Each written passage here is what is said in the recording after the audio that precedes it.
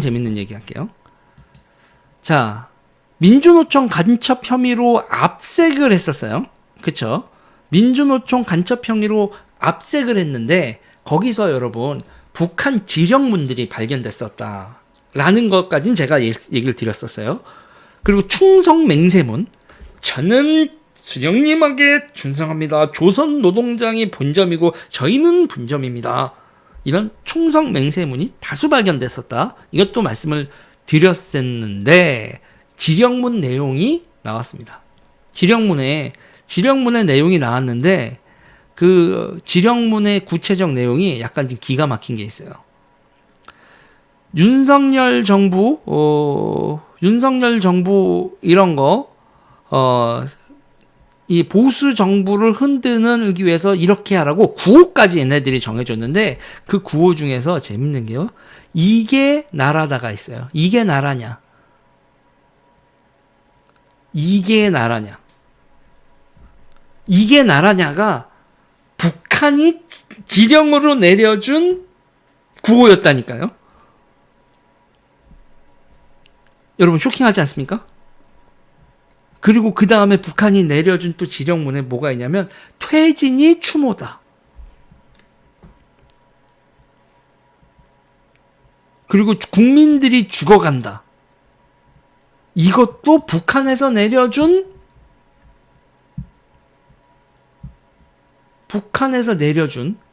구호였다는 거예요. 촛불 행동에서 했었던 국민들이 죽어간다. 이게 나라냐? 이게 북한에서 내려온 지령문에 있었다는 거예요, 여러분.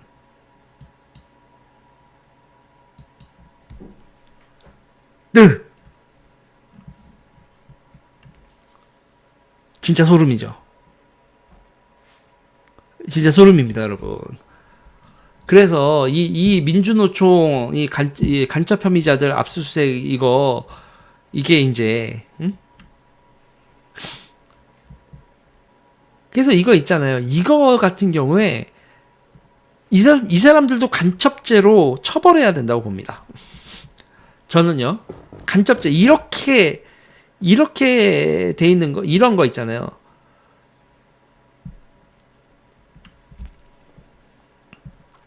이거 당연히 다 간첩으로 처벌을 해야 된다고 하는데 이게 쉽게 되겠어요? 그러면서 이제 우리나라에서 이제 간첩의 범위를 확대해야 된다라는 형법 일부 개정안이 올라갔거든요. 간첩이 너무 협소해. 지금 간첩을 우리가 되게 그 범위를 협소하게 잡고 있는데 이거요. 저는 좀 더 해야 된다. 그리고 그 외국인데요. 외국인의 그러니까 외국인 단체를 제가 왜 이 얘기를 하냐면 지금은요 간첩죄를요 왜 우리가 문제가 되면 적국으로 해놨어요. 그러니까 적국의 사람들로 해놨는데 그렇게 되면 북한만 간첩인데 아니 지금 간첩이 여러분 북한만 있는 게 아니잖아. 그러면 우리나라한테 적대적 행위를 하는 외국 세력에 영합한 북한뿐만 아니라 적국이라고 뿐만 아니라 우리나라를 위해롭게 하는 거를 중심에 둬야지 적국을 중심에 두면은 그 범위가 너무 좁아진다는 거죠. 그런데 이게 조수진 의원이 개정안을 발의를 하셨는데 이게 통과가 안 되고 있네? 응? 이게 통과가 안 되고 있어요. 저는 이거 좀 심각한 문제라고 봅니다.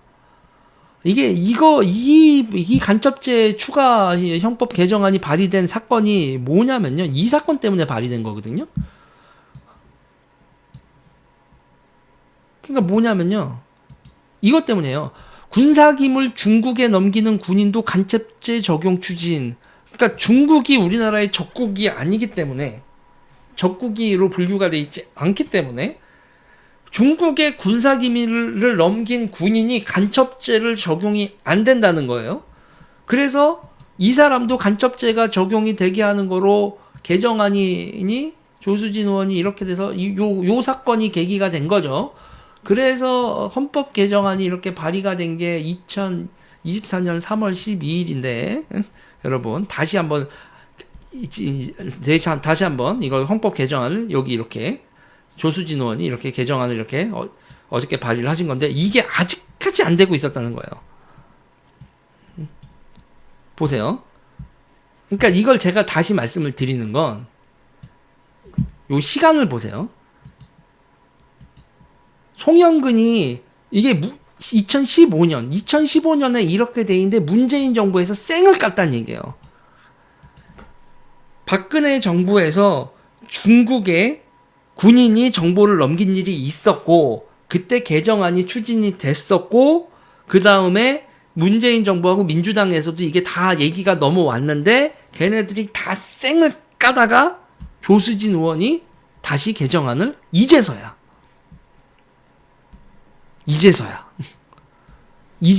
이거를 한다. 아, 참. 근데 이게요. 근데 이게 이제 그 개정안이 이전에 다 보니까 2012년에 홍익표 새정치민주연합이죠. 2012년에 새정연 의원, 2013년 이만우 새누리당 의원이 대표 발의를 한 게 이미 있었더라고. 그러니까는 민주당 쪽에서도 이거와 관련된 그 입법안이 있었고 새누리당 쪽에서도 있었는데 법사위에서 계속 계류가 돼 있었고 그러면서 이제 홍익표 의원은 저쪽 민주당 사람이잖아요. 그쪽 인터뷰가 그런 게 있어요. 전혀 논의가 없는 게 맞다. 형법은 기초법이라는 인식이 강해서인지 타당성을 떠나 형법 개정안은 법사위 의원들에게 받아들여지지 않는 편이라며 안타까움을 표했다. 이게 민주당 사람이 얘기한 거예요. 이게 민주당 사람이 얘기한 겁니다. 그러니까 지금 대한민국 국회가 얼마나 일을 안 하는 한심한 인간들이죠. 그러니까 간첩죄가 이렇게 군사 기밀이 중국에 넘어가는 사건이 벌어졌는데도 그 다음에 이걸 적국이 아닌 외국으로 확대해서 간첩행위 이렇게 적용하는 거에 대해서 꼼지럭 거렸는데 이렇게 꼼지럭 거리는 것 자체가 여러분 친중 행동 아닐까요?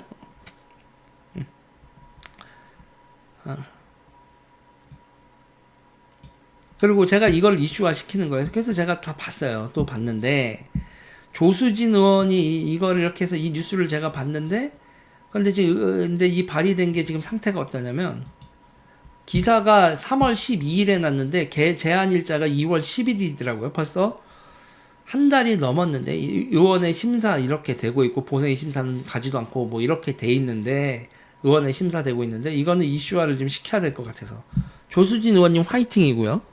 조수진 의원님 화이팅입니다. 제가 이 얘기를 여기까지요. 조수진 의원에 대한 화이팅을 한다 이렇게 쭉 얘기를 하고 나서 진짜 해야 될 얘기는 뭐냐면 자 조수진 의원이 이렇게 입법안을 내고 난 다음에 저는 조수진 의원이 최고위원이 돼서 내지는 친윤이라서 그래서 얘네들이 이렇게 공격을 할까요? 조수진 쌍방울 김선택 측 정치자금 받아 검찰 수사하라. 한민수 대변인 야당에 적용하는 잣대로 수사받는 게 순리 이렇게 민주당 쪽에서 얘기를 하는데 저는 이게 그래서 또 다시 한번 피식 웃게 되는 게 조수진 의원한테 후원을 한 회사 이름 때문에 제가 피식 웃게 돼요. 착하니 인베스트. 착하니 인베스트예요. 착하니.